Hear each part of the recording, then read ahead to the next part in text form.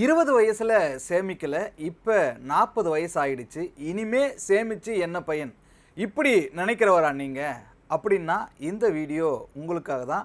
40 வயசுலயும் நாம சேமிக்க முடியும். ஏன்னா உண்மையை சொன்னா 40 வயசு அப்படிங்கிறது சேமிப்பை ஆரம்பிக்கிறதுக்கான ஒரு தாமதமான வயசு கிடையாது. சொல்லப்போனா ஒரு சரியான திட்டமிடலுடன் சேமிப்பை தொடங்க மிகவும் முதிர்ச்சியான வயசு அப்படின்னு சொல்லலாம். முதல்ல அவசர கால நிதியை உருவாக்கணும். இதுதான் முதல் ஸ்டெப்பு. பல பேருடைய முதல் தவறு என்ன அப்படின்னு பார்த்தோம்னா, சம்பளம் வந்த உடனே முதலீடு பண்ண ஆரம்பிச்சிருவாங்க.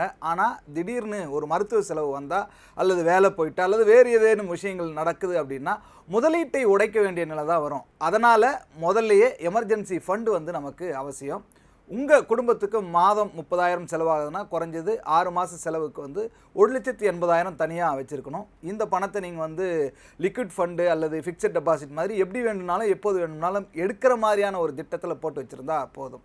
ரெண்டாவது ஸ்டெப் என்னன்னு பார்த்தா, அதிக வட்டி கடன்களை முதல்ல முடிச்சிடணும். நீங்கள் ஒரு பக்கம் முதலீடு பண்ணிக்கிட்டு இன்னொரு பக்கம் வந்து கிரெடிட் கார்டுக்கு 30% மேலே வட்டி இருக்குது, அதை கட்டிகிட்டு இருக்குன்னு சொன்னால் அது எப்படி? முன்ன போக ஒரு அடி எடுத்து வச்சிங்கன்னா பின்னாடி 2 அடி போகிற மாதிரி தான் இது இருக்கும். அதனால் முதல்ல credit card loan, personal loan, இந்த மாதிரியான அதிக வட்டி எதெல்லாம் உங்களுக்கு இருக்கோ, கடன் இருக்கோ, அதெல்லாம் முதல்ல முடிச்சிடணும். கடன் குறைஞ்சா சேமிப்பு தானாக அதிகரிக்கும். அதை நம்ம முதல்ல புரிஞ்சுக்கணும். எஸ்ஐபி முதலீட்டை தொடங்குவது தான் 3வது ஸ்டெப். இன்னும் நிறைய பேர் வந்து என்ன பண்ணுறாங்க அப்படின்னு பார்த்தா, பணம் எல்லாத்தையும் சேவிங்ஸ் அக்கௌண்ட்டில் வச்சுருப்பாங்க, இல்லைன்னா எஃப்டியில் மட்டும் போட்டு வச்சுருப்பாங்க. அது ரொம்ப பாதுகாப்பானதுன்னு நினைக்கிறாங்க. தப்பு இல்லை, எஃப்டி ரொம்ப பாதுகாப்பானது, அப்படி இதில் மாற்று கருத்து இல்லை. ஆனால் நீண்ட காலத்தில் பணவீக்கத்தை எப்போதும் மிஞ்சிற ஒரு வருமானம் அதில் கிடைக்கும் எஃப்டி மூலமாக அப்படின்னு சொன்னோம்னா உறுதியாக சொல்லவே முடியாது. அதனால் மாதம் ஒரு சிறிய தொகையிலிருந்து மியூச்சுவல் ஃபண்ட் எஸ்ஐபியை நம்ம வந்து தொடங்கலாம். ஒரு 15 வருஷத்துலேருந்து 20 வருஷம் வரைக்கும் தொடர்ந்து முதலீடு செய்தோம்னா ஒரு காம்பவுண்டிங் கூட்டு வளர்ச்சியின் சக்தியால் ஒரு கணிசமான செல்வத்தை சேமிப்பை நம்மளால் வந்து ஈஸியாக உருவாக்க முடியும். இதை நாம் வந்து நினைவில் வச்சு செயல்படலாம். ஏன்னா சிறிய தொகை ப்ளஸ் நீண்ட காலம் ப்ளஸ் தொடர்ச்சியான முதலீடு, அதுதான் ஒரு பெரிய செல்வத்தை உருவாக்குவதற்கான நல்ல ஃபார்முலா. 4வது ஸ்டெப், ஓய்வூதியத்திற்காக தனியாக சேமிக்கணும். நிறைய பேர் ஒரு தப்பு பண்ணுறாங்க, பெரிய தப்பு.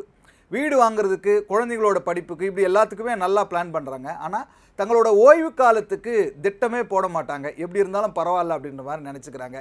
என்பிஎஸ் மாதிரியான ஓய்வூதிய திட்டங்களையும் பிபிஎஃப் மாதிரியான நீண்ட கால பாதுகாப்பான சேமிப்பு திட்டங்களையும் பயன்படுத்தணும். அது சிறந்த ஒரு எதிர்கால நிதி பாதுகாப்புக்கு உதவும், வரி சலுகைக்கும் உதவும் அப்படிங்கிறது தான் இங்கே முக்கியமானது.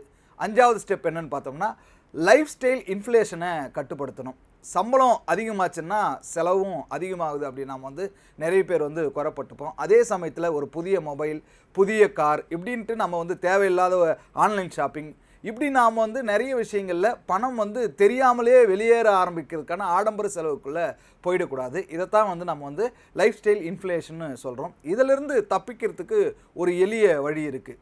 50:30:20 ரூல். அப்படின்னா வருமானத்தில் 50% அத்தியாவசிய செலவுகள் மட்டும் பண்ணலாம்.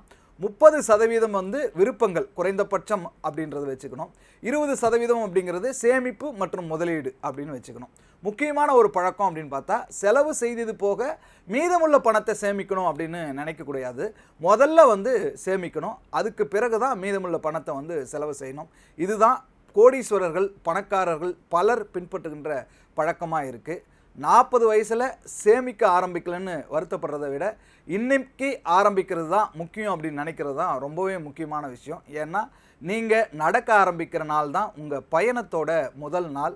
ஒரு சிறிய தொகையில் இருந்தாவது இன்னிலிருந்தே ஒரு சேமிப்பை, முதலீட்டை தொடங்குங்க. உங்களுடைய எதிர்காலம் அப்படிங்கிறது இன்றைய ஒரு நல்ல முடிவுக்காக நிச்சயம் வந்து நன்றி சொல்லும் நாளாகவே இருக்கும். இன்றே தொடங்குங்கள்.